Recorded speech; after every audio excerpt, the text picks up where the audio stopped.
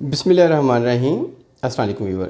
Testosterone level normal कितना होता है, ये हार्मोन्स अगर अनबैलेंस हो, कम हो तो क्या क्या पेचीदगियाँ सामने आती हैं, और थर्ड इसको बूस्ट करने के लिए कौन कौन से फूड्स हैं।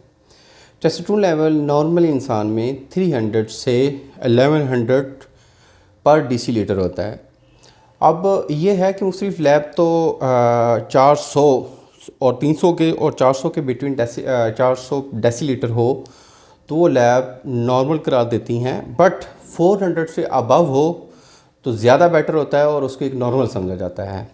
400 से 700 के बिटवीन हो तो उनको कोई मसला नहीं होता। इस लेवल का, इस मर्दाना हार्मोन्स का पूरा होना बहुत ज़रूरी है बालों की नशोनुमा के लिए, बियर्ड के बालों के लिए, सर के बालों के लिए, और टेस्टिस के साइज़ का, और साथ साथ प्रोस्टेट का। प्रोस्टेट और टेस्टिस का साइज़ इसी हार्मोन्स की वजह से होता है, और नए टिश्यू भी इसी से ही बनते हैं। ये लेवल कम हो तो चेस्ट पे बाल बहुत कम होते हैं मर्दों के, और बियर्ड भी इतनी घनी नहीं होती, और थर्ड सर के बालों का भी मसला होता है। ऐसे हजरात, एक तो ये है कि उनमें एक जो मर्दाना वजाहत होनी चाहिए या डिसीजन पावर होनी चाहिए वो कम होती है, और इसके साथ साथ ऐसे हजरात जो हैं, ये कोक शास्त्र कहती है, मेरा इसके बारे में क्यों नहीं, कोक शास्त्र कहती है कि ऐसे हजरात बेवफा होते हैं, बट मेडिकल साइंस इसके हवाले से कुछ नहीं कहती कि जी बेवफा हैं या वफ़ादार हैं, बट कोक शास्त्र के हवाले से मैंने बात की। अब यह है कि इस लेवल को हम बढ़ा कैसे सकते हैं। इस लेवल को हम बढ़ाएं तो सबसे ज़बरदस्त जो चीज़ है जो इसकी प्रोडक्शन में अहम किरदार अदा करती है वो सल्मन फ़िश है। फ़िश का इस्तेमाल अगर किया जाए तो वो विटामिन B12 और टेस्टोस्टेरोन लेवल को बूस्ट करती है।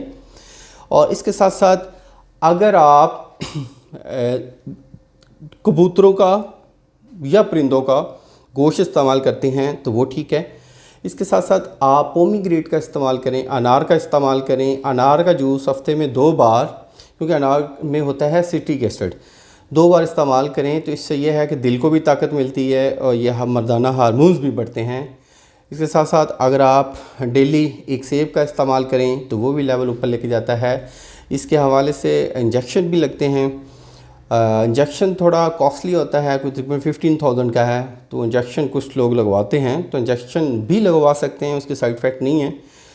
और इन हार्मोन्स को बहुत जल्दी आपने बूस्टअप करना है तो आप लोगों को ऐसी चीज़ों का इस्तेमाल करना होगा जो गर्म तार हों, जिनका मिजाज गर्म तार हो, जैसे कि ओलिव ऑयल, तिलों का तेल, लौंग का तेल, और इसके साथ साथ आप लोगों को डार्क ग्रीन सब्जियां इस्तेमाल करनी होंगी।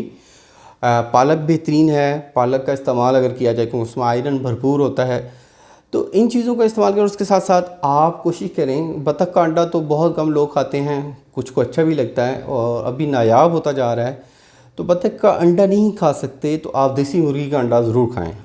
रूटीन बना लें कि डेली नाश्ते में 2 अंडे लाजमी लें। इंशाल्लाह अगर आप इन चीज़ों पे अमल करते हैं, जो ग़िज़ाएँ मैंने बताई हैं करते हैं, तो अगर टेस्टोस्टेरोन लेवल आपका 400 से नीचे आया है तो इंशाल्लाह इन चीज़ों के खाने से कोई 100-150 पर डेसीलीटर बढ़ जाएगा।